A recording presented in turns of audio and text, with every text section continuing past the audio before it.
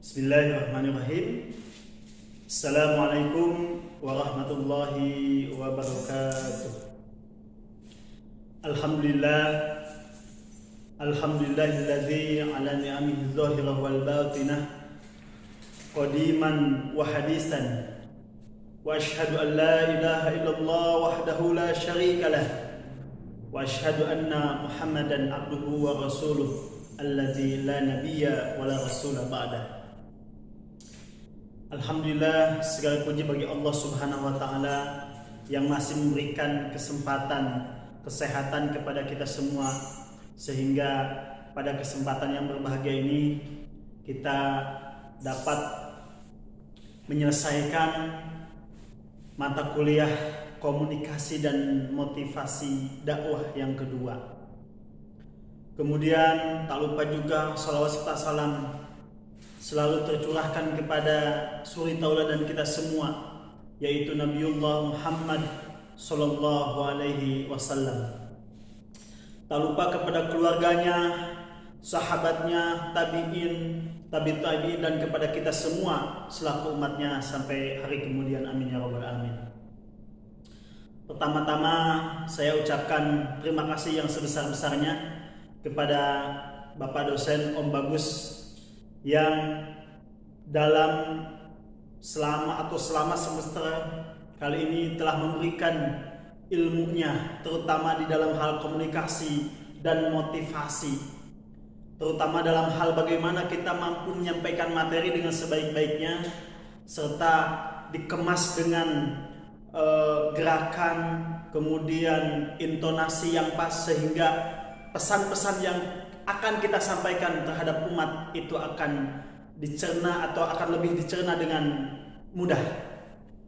Saya juga sampaikan terima kasih kepada Dr. Mamduh yang dalam beberapa kali memberikan bimbingan, arahan, serta materi-materi tentang motivasi dan komunikasi dakwah ini. Pada kesempatan yang berbahagia ini, izinkan saya mengambil sebuah tema tentang pentingnya persatuan dan kesatuan. Teman-teman sekalian, pada masa sekarang ini banyak kita saksikan, baik itu di media sosial maupun media cetak dan lain sebagainya, umat Islam di Indonesia disadari atau tidak merupakan mayoritas yang paling banyak. Tetapi meskipun paling banyak, ternyata umat Islam Indonesia ini gampang mudah diprovokasi, gampang mudah dipecah belah oleh orang-orang yang memang tidak suka dengan Islam. Maka pentingnya mengambil tema ini mudah-mudahan ketika kita memiliki latar belakang, misalkan baik itu dari Ormas Islam NU, kemudian Muhammadiyah, kemudian Persis, Al-Irsyad, kemudian dan lain sebagainya, maka seperti sebagaimana yang Om Bagus sampaikan, ketika belajar di MUI ini, maka kita harus melepaskan dulu alma mater kita. Supaya apa?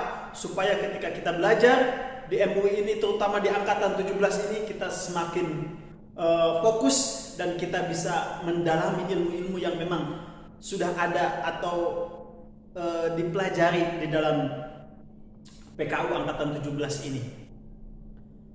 Teman-teman sekalian yang saya banggakan, kalau kita melihat tuntunan Al-Quran dan As-Sunnah, Rasulullah SAW telah memberikan sebuah contoh bagaimana ketika penduduk asli Yathrib atau yang sekarang kita kenal dengan Madinatul Munawwarah, ketika suku Aus dan Khazraj mereka senantiasa berperang, padahal mereka adalah saudara satu sama lain, tetapi mereka senantiasa berperang, membunuh dan lain sebagainya.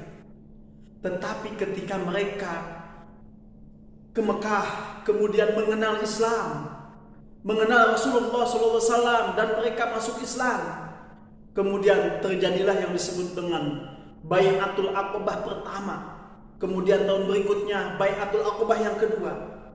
Dan ketika mereka mengenal Islam, dan di dalam Islam telah diajarkan bagaimana persatuan dan kesatuan itu sangat penting.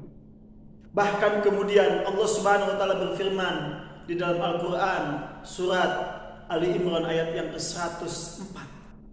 A'udzubillahi minasyaitonir rajim.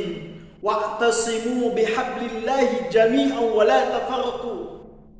Kata Allah, dan berpegang teguhlah kepada tali agama Allah, yaitu agama Islam, di dalam hidup berjamaah. Kemudian wala tafarraqu, dan janganlah kalian bercerai-berai. Inilah merupakan tuntunan Islam yang kemudian dipegang teguh oleh suku Aus dan Khazraj sehingga mereka bersatu menjadi saudara yang sangat erat, yang kemudian digabungkan atau dikaitkan atau dihubungkan dengan keimanan, ukhuwatul Islamiyah, persaudaraan Islam.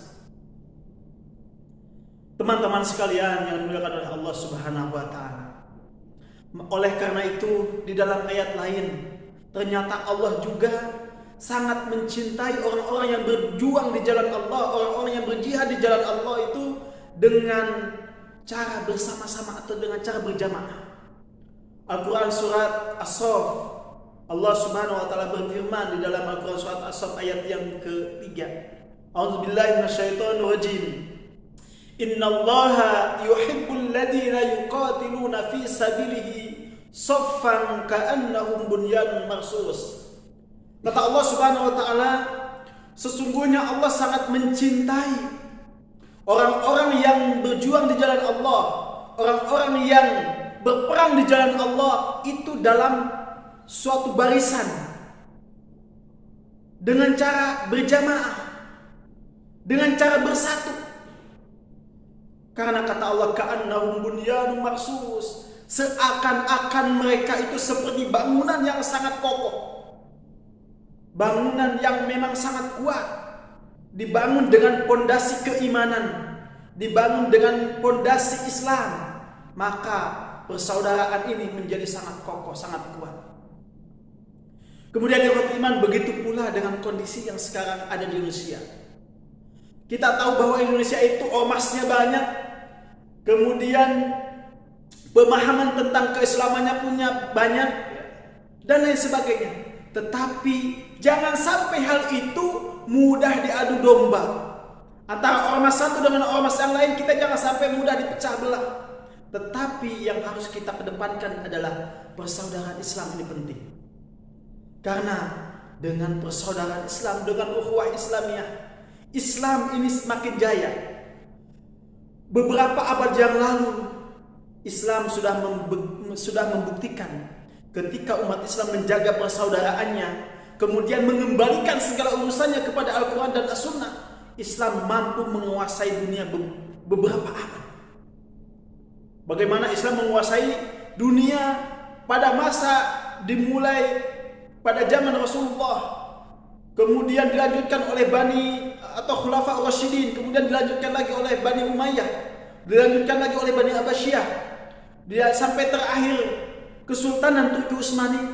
Islam pada waktu itu betul-betul menjaga persaudaraan, sehingga kalau kita baca sejarah pada tahun 18 ya, atau abad ke-18 ketika bangsa Indonesia dijajah oleh Belanda, terutama bangsa Aceh pada waktu itu, kemudian Kesultanan Aceh mengirimkan surat kepada Sultan Turki Utsmani meminta pertolongan untuk apa? Untuk supaya mereka mudah berangkat haji ke Mekah.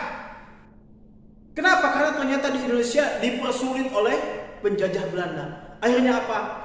Melalui bantuan Kesultanan Turki Utsmani, akhirnya rakyat Aceh, Kesultanan Aceh bisa berangkat menunaikan ibadah haji bahkan dengan biaya yang sangat murah. Oleh karena itu, teman-teman sekalian, mari dengan kita kembali kepada Al-Quran dan As-Sunnah, maka kita akan senantiasa menjaga persatuan dan kesatuan, sehingga apa yang kita cita-citakan seperti atau yang kita cita-citakan di dalam tujuan Islam itu sendiri, yaitu baldatun thayyibatun wa rabbun ghafur, menjadi negeri yang senantiasa mendapatkan ampunan Allah Subhanahu wa taala, menjadi negeri yang memang penuh rahmat Allah, penuh dengan keberkahan, sehingga menjadi negeri yang harmonis, yang cinta damai dan lain sebagainya. Demikian motivasi yang singkat ini yang dapat saya sampaikan, kurang lebih mohon maaf. Billahi taufiq wal hidayah. Wassalamualaikum warahmatullahi wabarakatuh.